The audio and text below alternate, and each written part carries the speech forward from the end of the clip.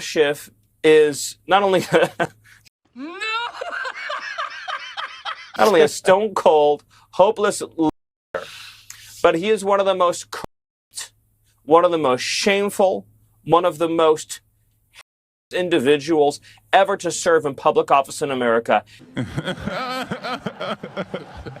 And everything he's devoted his life to has been debunked, discredited, and discarded. He literally represents the face of failure. His sole achievement in life was fighting a losing against Donald Trump. And now President Trump is in the White House, and Adam Schiff is the leader of a and movement. This is, I mean, it really is amazing. Think about what the Democrat Party is fighting against. What are they trying to stop?